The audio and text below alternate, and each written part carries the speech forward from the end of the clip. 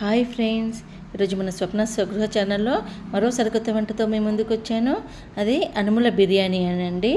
Vegetables వేసి బగారా టైప్లోనే బిర్యానీ వేసుకుంటామండి. చాలా tasty ఉంటుంది. దీనికి కాంబినేషన్గా రైతా కానీ ఏదైనా మసాలా కర్రీ కానీ పెట్టుకొని తినొచ్చు, లేదంటే ఉట్టిదైనా తినొచ్చు. దానికోసం ముందుగా ఒక గిన్నె పెట్టుకొని ఆయిల్ వేసుకోవాలి. ఆయిల్తో నట్టుగా నెయ్యి కూడా వేసుకోవాలండి, ఉట్టి ఆయిల్ వేసుకోవద్దు. తర్వాత హోల్ గరం మసాలా వేసుకోవాలి. గరం మసాలా వేగినాక మంచిగా వేపుకోవాలి. గరం మసాలా వేగినాక పచ్చిమిర్చి వేసుకోవాలి. పచ్చిమిర్చి వేసుకొని అది మంచిగా వేపుకోవాలి. అన్నీ కలుపుతూ వేపుకోవాలి. తర్వాత మనం తీసుకునే ఆనియన్స్ వేసుకోవాలి. ఆనియన్స్ గోల్డెన్ బ్రౌన్ వచ్చేదాకా వేపుకోవాలి.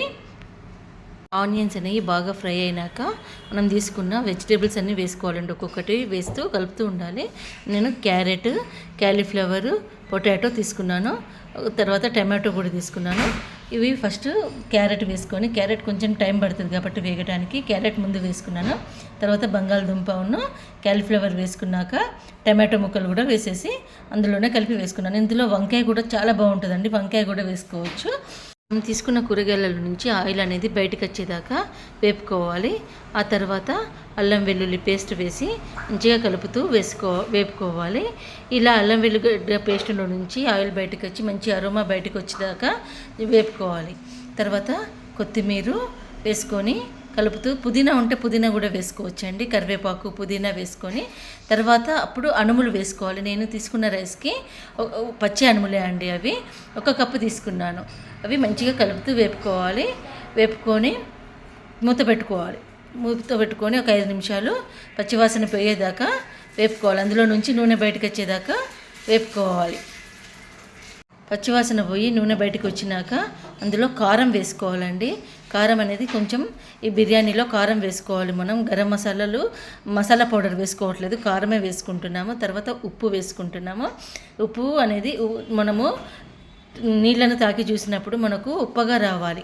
ఆ స్టేజ్ దాకా మనకు ఎంత సరిపోతుందో అంత వేసుకోవాలి. తర్వాత ధనియా పౌడర్ వేసుకొని మన రైస్కి 1:2 రేషియోలో మనము తీసుకోవాలి నీళ్ళు. మనం ఎంత రైస్ తీసుకుంటున్నామో మనం దానికి 1:2 రేషియోలో తీసుకోవాలి.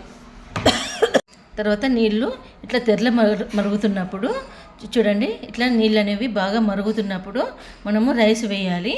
రైస్ వేసి మీడియం ఫ్లేమ్లో పెట్టాలి, హైలో పెట్టొద్దు. 10 నుంచి 15 నిమిషాల లోపు మనకు బిర్యానీ అనేది రెడీ అయిపోతుంది. నీళ్లు ఎప్పుడు కానీ ఉప్పు వేసుకున్నప్పుడు బిర్యానీలో నీళ్ళను కంపల్సరీ టేస్ట్ చూసుకోవాలి. అవి నీళ్ళు అనేది ఉప్పగా రావాలి, అప్పుడే బిర్యానీ టేస్ట్ వస్తుంది. సో మీరు కూడా ఇలా చేసి చూసుకొని ఎలా వచ్చిందో కామెంట్ బాక్స్లో కామెంట్ పెట్టండి. మన బిర్యానీ అనేది రెడీ అయిపోయింది. చూడండి ఎంత పొడిగా ఎట్లా రెడీ అయిపోయిందో. బిర్యానీ అనేది ఎప్పుడు కానీ వండిన వెంటనే తినొద్దు. ఒక 2 మినిట్స్ స్టీమ్ ఇట్లా స్టవ్ బంద్ చేసి ఉంచితే దాని ఆవిరి మొత్తం మంచిగా నీరిగ్గుకుంటుంది. సో మీరు కూడా ఇలా చేసుకొని ఎలా వచ్చిందో కామెంట్ బాక్స్లో కామెంట్ పెట్టండి. నా వంటలు కనుక నచ్చితే నా ఛానల్కి లైక్, షేర్ అండ్ సబ్స్క్రైబ్ చేయండి. స్వప్న స్వగృహస్ కిచెన్.